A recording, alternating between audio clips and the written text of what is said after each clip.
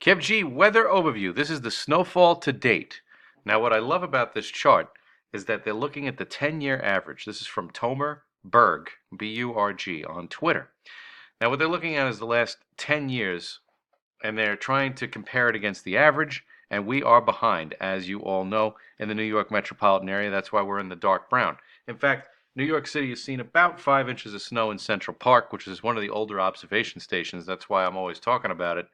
And that's below where we should be by about anywhere between 6 and 10 inches if you look at the seasonal average going back over the last 10 years. And I would even argue that going back over the last 30 years, we're still probably running behind, even if you extend that average out to about 30 years or so.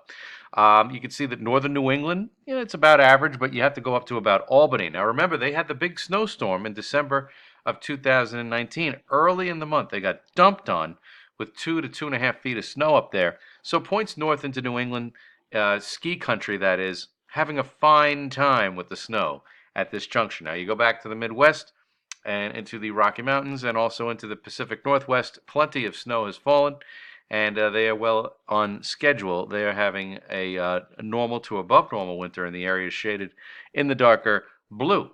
And one other note, down the spine of the Appalachians, it looks very void of snow when compared to the seasonal average over the last 10 years. So very interesting stuff from Tomer Berg. And if you're a snow lover, very depressing stuff. We just can't get this timing to work out.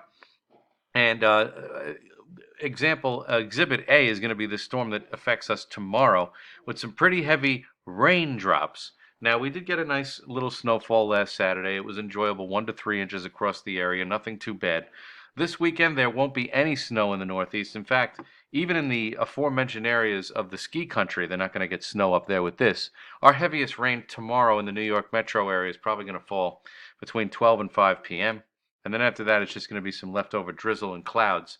But a raw, windy, rainy day is in store for Saturday. So this inclement weather keeps plaguing us on the weekends for winter 2019 and 20. It's been a consistent theme. But then once this rain goes by, I mean, it's high and dry. Sunday's not a bad day.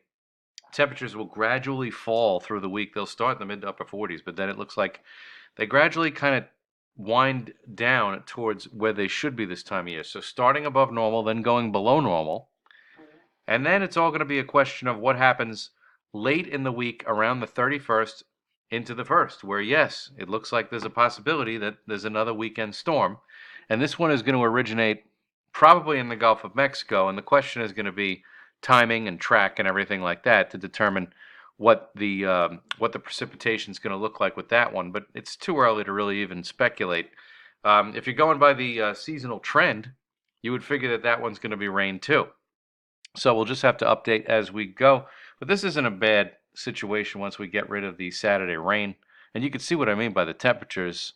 It looks like a gradual cool down as we get towards next Thursday, with highs only struggling to get above 40 by the time we get late in the week. And then what happens with the end of January, early February storm is probably going to be the main question once we get rid of this rain for tomorrow into next week. So overall, not a bad pattern.